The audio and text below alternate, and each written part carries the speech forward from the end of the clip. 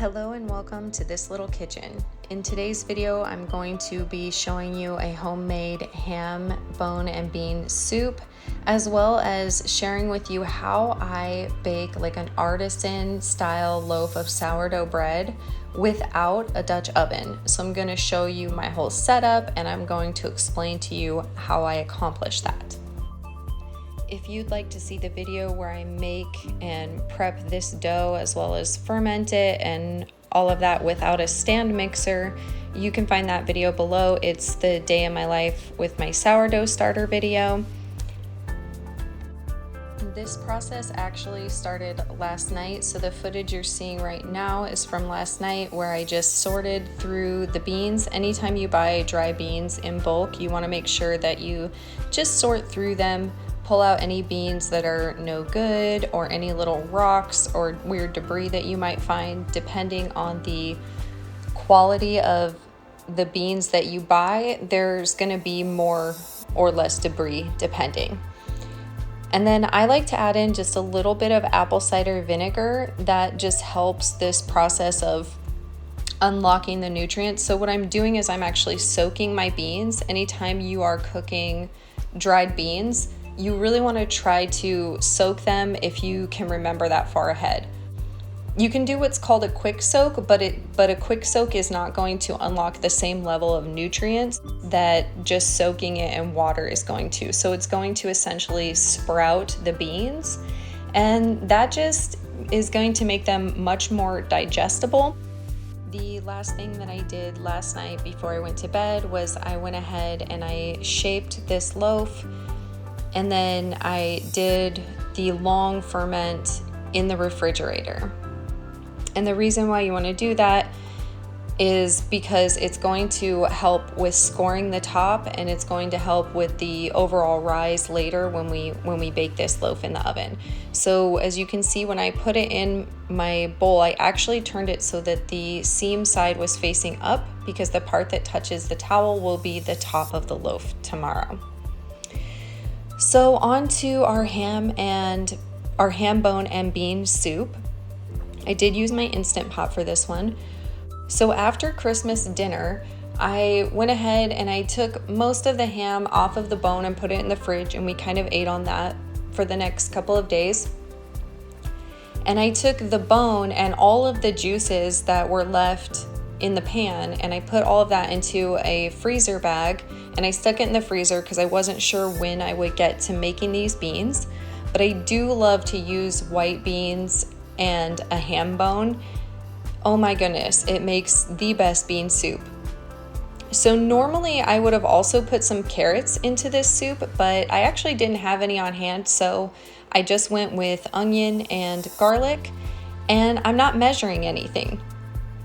As you saw, my Instant Pot was really quite full, and that's okay because I'm just going to use it on the slow cooker function today.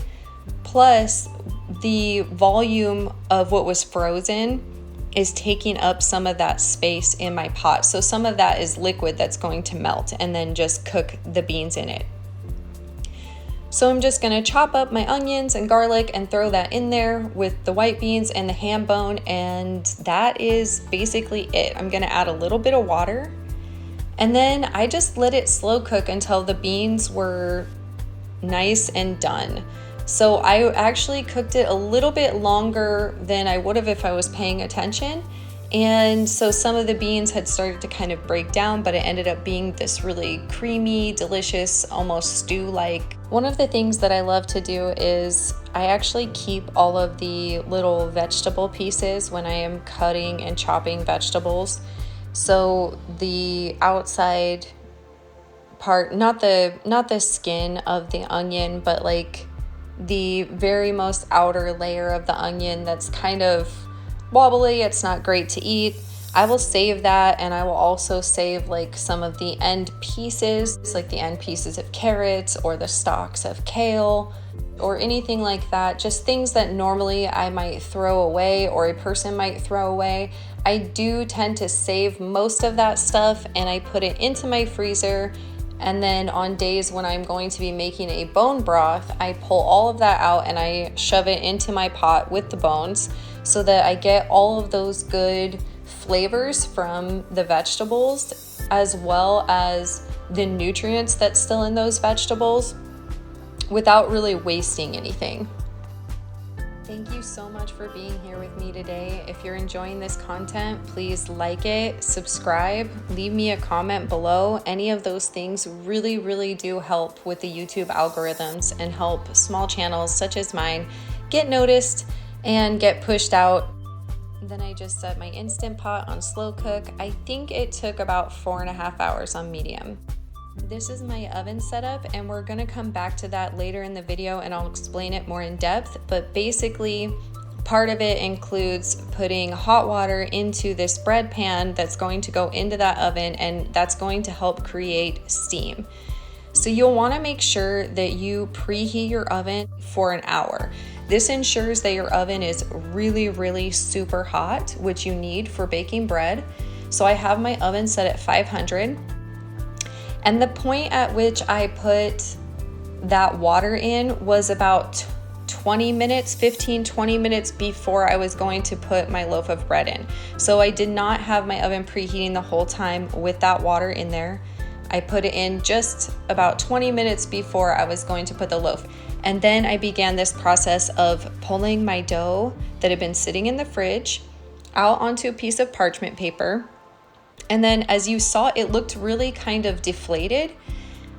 So that's one of those moments where you just keep going with the process, right? You just trust the process. Because I'll tell you, when I first pulled it out and it was like that deflated little lump, I was like, oh no, of course, because I'm recording it. But I just went ahead and I used the parchment paper in my hand and I kind of scooped underneath on the sides to sort of help just sort of reshape that loaf. And then I used a sharp X-Acto knife. So this was the only razor blade that I had, and I just cleaned it really well with rubbing alcohol and made sure that it had a fresh blade on it. And then I went ahead and I used that to score my loaf. You want to score your loaf because that's going to help it to have a really good rise when you put it in the oven. And then once it's scored, you want to quickly get it from the fridge into the oven. So I pulled out my pan and I put the whole parchment paper on there and I popped it right back in the oven as fast as I could. My oven loses a lot of heat, so the second I put it in, I reset my temperature to 500 and I let it bake with the steam for about 20 minutes. Now let's talk about my oven setup. So what I have going on in here is I have my 2 racks. I have one of them set at the lowest setting in my oven and one of them set in the middle. I have my favorite cast iron skillet, but you could use any pan that is large enough for your loaf, on the top. So that one is in the middle of the oven. And then underneath that, I have just an empty baking pan. And the reason why I have this empty baking pan there, that's going to stop my oven from burning the bottom of my loaf. I also have a bread pan in there that is set off to the side, and it's mostly filled with hot water. So I did not preheat my oven with that bread pan in there. The bread pan sat out on the counter while my oven was preheating. And then about 20 minutes before I was going to bake the bread, I put hot water in my bread pan and then I put it into the oven to start creating steam. If you put a hot, empty bread pan in there and then you add water to it, it may shatter. Please don't do that. And while that's baking, I went ahead and I started breaking apart my dehydrated sourdough starter. Yesterday, a friend of mine reached out to me wanting a sourdough starter, so I decided to just spread some in a thin layer on a piece of parchment paper and let it air dry at room temperature. And it took around 24 hours, maybe a little bit longer than 24 hours to get really nice and dry. And then I'm just gonna go ahead and break it into pieces. I'm gonna put half of this into a little sandwich baggie and put it in an envelope and ship that to my friend.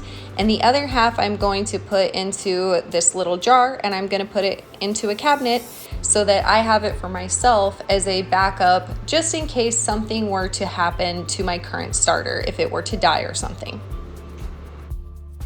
After the initial 20 minutes with the steam in there, you'll want to very, very carefully take that bread pan with the water out, because you want there to be steam only during about the first half of the cooking.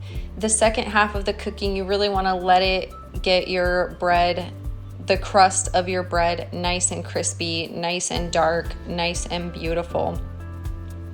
And as you can see here, my loaf is beautifully done. It took about 40 minutes. Generally, one loaf of bread will take around 35 to 40 minutes.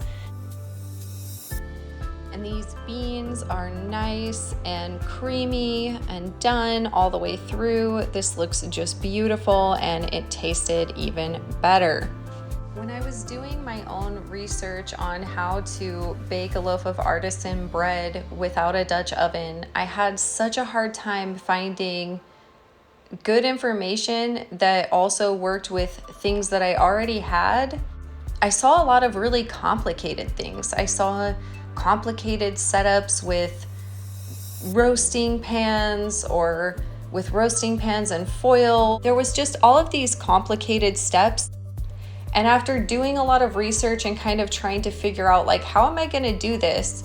I looked around at what I had, and then I took the knowledge that I had just gained, came up with this system that I'm using now. Sure, maybe I'm not getting like the perfect loaf of sourdough bread with like the perfect crumb or the perfect rise, but I'm not looking for perfection.